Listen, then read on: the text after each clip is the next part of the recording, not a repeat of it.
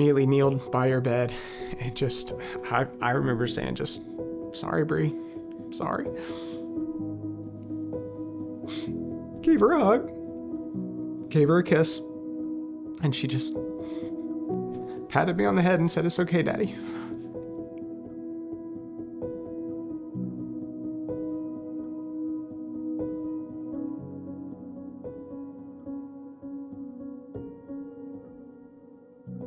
Brianna had a low-grade fever, and for the next few days, it just continued to be a low-grade fever situation. She was still playing around the house, still eating, kind of life as normal, just waiting for the fever to break and go away. Brandon woke up hearing something happening in her bedroom, and he woke me up and said she just threw up everywhere. So as I'm cleaning her, I notice a rash all over her body that's very unusual. Put her in the car to take her to the emergency room, thinking they'll probably just give us a little medicine, maybe an antibiotic, and send us on our way. It's probably gonna be a long night, but we should be home by morning. I'm still thinking she just has a bad case of the flu because the nurses are being cheerful and they're just being so encouraging. They're being so kind and talking with Brianna, and they were finally able to get a little bit of blood, enough to test it.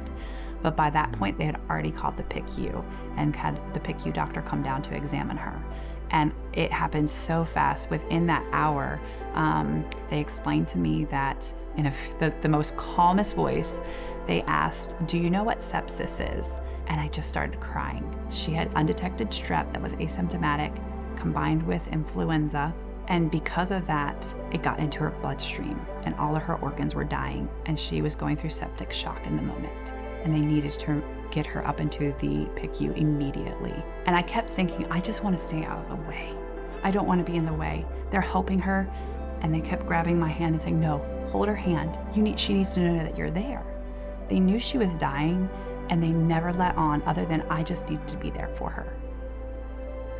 The PICU is the lifeblood of high acuity patient care for basically a third of the state of South Carolina. We deal with the sickest and most severely injured children from the middle corridor of South Carolina. And without it, the state would be struggling for appropriate high acuity care.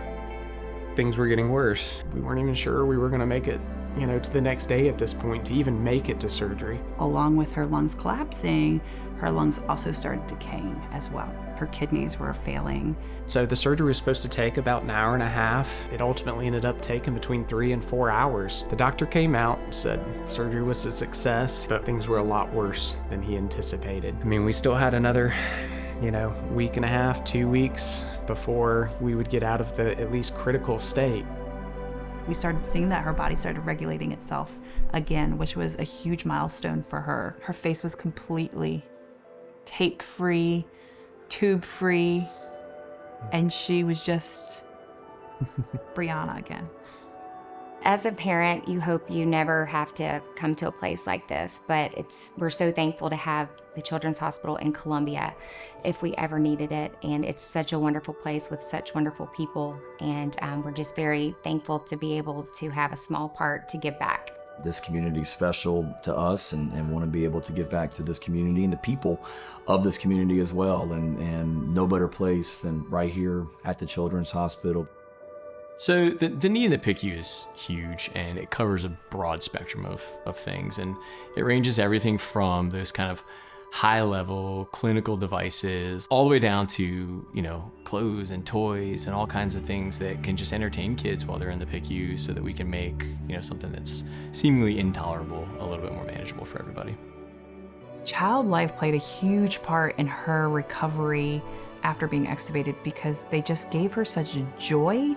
She didn't know what was going on. She didn't remember a thing. In fact, if you ask her what she remembers about the hospital, she remembers all the good things, the toys that were brought to her, the people that would come in and talk to her, the playroom in the hospital there that she got to go and sit in the playroom, the playground that she got to go and see and play on, the dog, and music therapy that would come, and she got to play musical instruments, and something as little as she didn't like a character on a Band-Aid she had, and don't you worry, what character do you want? We have it, and getting her the Band-Aid that she wanted.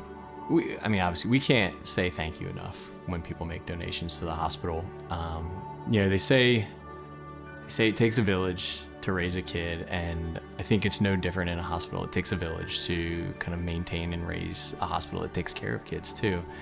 And the community donations that we get are going to improve an outcome for one or many kids. We are so blessed to have the children's hospital that we do in Columbia, South Carolina. Everyone in the entire experience was just absolutely amazing. We're just so thankful to be where we're at today, and I think we can truly say she's 100% Brianna again. You think about being at home for the holidays, but a lot of kids will spend Christmas here, so give generously to help all these families here over the holidays. The Allen family story is so powerful, and I would just encourage everyone to continue to give to the Children's Hospital, to continue to make stories like these a success.